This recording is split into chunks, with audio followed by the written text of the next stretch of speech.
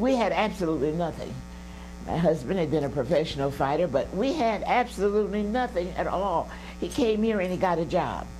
And when he got his job, he said, I've got a job. And he worked at GE, very proud, every opportunity. The only thing I'm saying is that my husband set a good example in front of our daughter because he took advantage of all the opportunities, or most or many of them that were afforded to him. For example, my uncle was retired from the rolling mill and he built homes. He was a carpenter. My husband worked part-time with my uncle, and that's how he learned plumbing. He became interested in plumbing, and when he was laid off at the GE, he started doing plumbing work full-time with my uncle. He got so good that he had the nerve to go to other companies and apply for a job. They would not hire him, but one company did hire him called H.B. Schenck and Sons.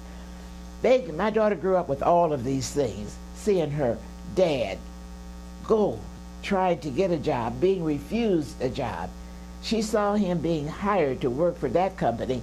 They gave him the dirtiest jobs there were. He had to go out and dig all the ditches.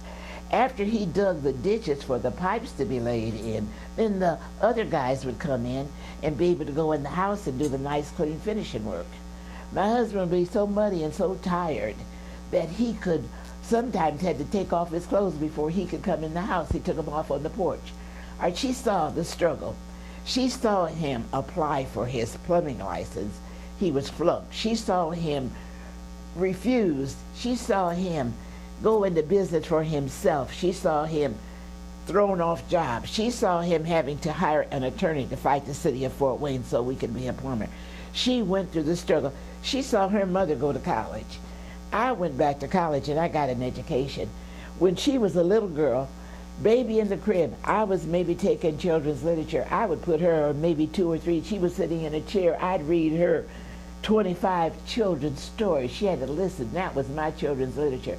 She saw me struggle to get my college education. She saw her dad struggle to get his plumbing license.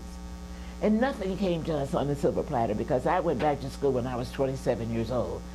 I worked so hard that I graduated from St. Francis in the Honor Society. I graduated from St. Francis in 3 years. I worked so hard at St. Francis. I was in a sociology class, and one girl made a report that one lady had said that blacks were inferior to white people. We were inferior because our brain capacity was smaller. And I made it a point to make sure that I tracked her, and everything she did I would do much better than her. I worked.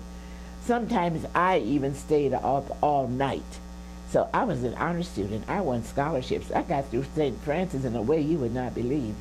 And I was an old lady, and I worked hard. My daughter saw all of that. She knows that nothing comes to you on a silver platter. So my husband and I, we were good role models to my daughter. When she was young, we gave her a lot of responsibility. My husband bought her a car at a young age. My husband bought her a motorcycle at a young age. He had her driving a little make car when she was 3 years old. You know, she came up with good, tough stuff and hard-working people. And when my daughter graduated from college, she didn't know anybody a penny. My husband had paid every dime of her college, law school and undergrad, and all of her education fully paid for. He bought her a brand new car. He ordered her a car from Italy. We worked hard. We worked hard, and she saw that. She was a poor little rich girl. You know, so that she had a good life and good examples, but we made her go to work too, because she worked in summers when she was not in school. She worked at the park board, she worked at Dana, she worked hard, worked in the factory. You know, and what is she doing now? Now she's an attorney. She has her own law firm. So she has 2 people employed for her, and she has an attorney. She's been in business.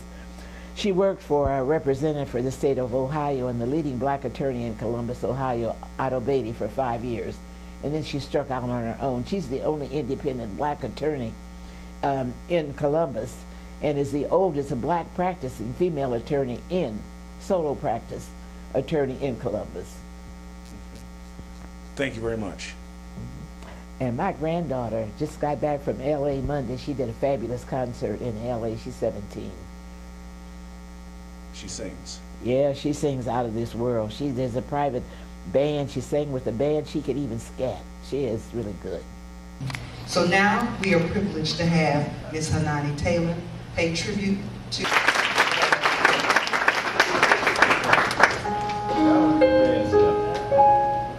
If I should stay, I would only be your way.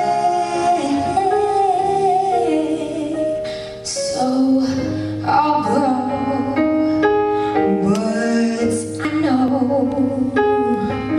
I'll leave you wherever you step off the way.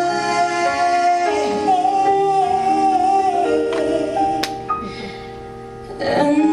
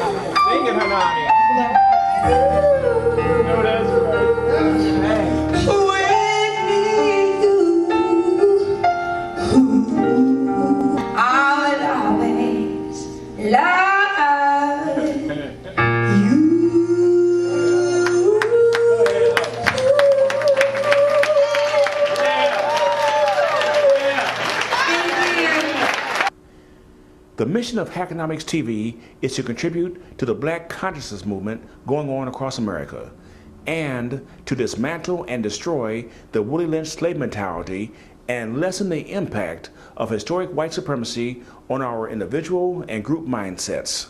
Good night.